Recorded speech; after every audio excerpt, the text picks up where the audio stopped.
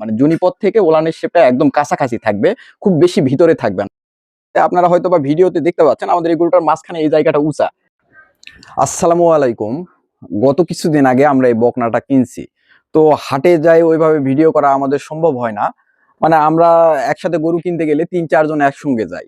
তো সবাই গরু দেখার কাজেই ব্যস্ত থাকি, মানে ভিডিওটা ওইভাবে করা সম্ভব হয় না। তাছাড়া হাটের মধ্যে অনেক ভিড়াভিড়ি।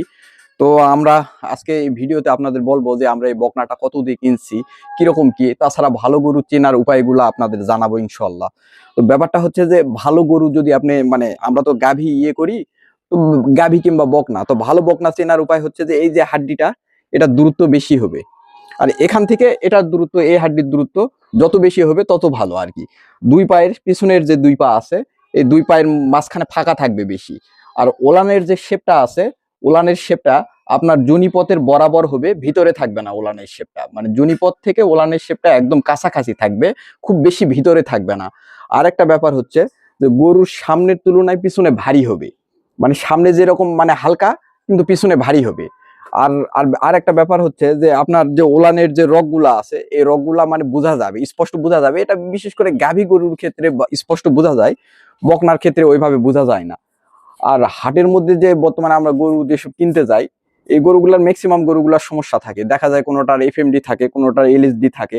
তো আমরা সাধারণ অবস্থায় হাটে গরু কিনতে গেলে এরকম পা দিয়ে এরকম একটা পায়ে এরকম চাপ দেই। এরকম চাপ দিলে গরু যদি লাফায় ওঠে তাহলে বুঝতে পারবেন যে গরুর পায়ের সমস্যা আছে। আর পায়ের সমস্যা থাকলে বুঝতে পারবেন যে এফএমডির একটা সম্ভাবনা থাকতে পারে। আর একটা ব্যাপার হচ্ছে আমরা জিহ্বা দেখি, জিহ্বাটা যদি ঘাটা না থাকে তাহলে তো এফএমডি নাই। আরেকটা ব্যাপার হচ্ছে এলএসডি। এলএসডি ব্যাপারটা এটা খুবই সহজ, বাইরের থেকে এটা বাহ্যিক একটা বিষয়। ছোট ছোট পোস্টার মতো দাগ থাকে, এটা দেখেই বোঝা যায়। আর হাটের ম্যাক্সিমাম গরুগুলার দেখবেন যে শরীরের লোম আর কি দাঁড় করায় রাখে। দাঁড় করায় রাখলে আপনি স্বাভাবিক অবস্থায় বুঝতে পারবেন যে গরুটা জ্বর আছে।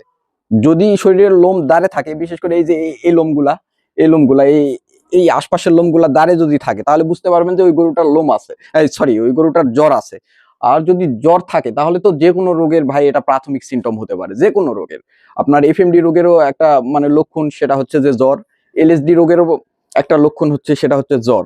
আর এই যে মানে আপনারা হয়তো বা ভিডিওর শুরু থেকেই দেখতেছেন এই গরুটা আমার গা চাটাচাটি করতেছে, এই যে চাটাচাটি করতেছে, তার মানে এটার মিনারেলের ঘাটতি আছে। এই ঘাটতিগুলা যদি আমি পূরণ না করি তাহলে সঠিক সময়ে হিটে আসবে না।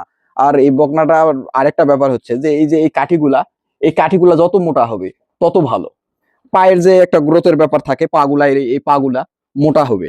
যত মোটা হবে তত বুঝতে পারবেন যে গরুটা আরো মোটা তাজা করা যাবে। মানে একটা শরীরের যে ভারসাম্য ধরে রাখার জন্য পায়ের এই ইয়াটা হয়, এটা প্রাকৃতিক ভাবে আল্লাহ তাআলা দিয়ে থাকেন।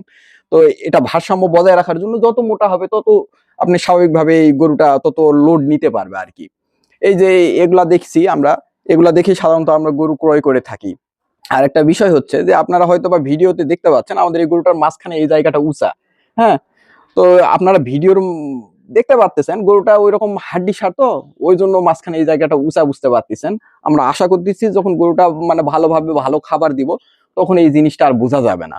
তো এই ছিল। আর আমরা এই গরুটা কিভাবে কি যত্ন করি, কতদিন পরে হিটে আসে, সম্পূর্ণ আপডেট গুলো আপনাদের দেওয়ার চেষ্টা করবো ইনশাল্লাহ। তো একটা কথা আপনাদেরকে বলতে ভুলেই গেছি আমি, সেটা হচ্ছে যে আমরা গরুটা কত দিয়ে কিনছি। গরুটা আমরা কিনছিলাম 49,000 টাকা দিয়ে। আর ওই যে ভাড়া বাবদ, চালান বাবদ, এগুলা বাবদ প্রায় 1,000 টাকার মতো খরচ হয়েছে আমাদের। সব মিলে গরুটা আমাদের 50,000 টাকার মতো লাগছে।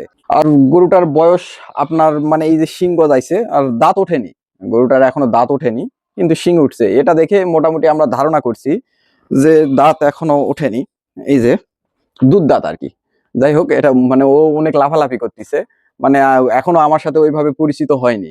মানে পরিচিত হলে ইনশাল্লাহ এরকম করবে না। তো শিং দেখে কিংবা গঠন ইয়াটা দেখে আমরা ধারণা করছি গরুটার বয়স 1 বছর প্লাস হবে। তো এই ছিল আজকের মতো, এখানেই। ভালো থাকবেন, সুস্থ থাকবেন। আসসালামু আলাইকুম।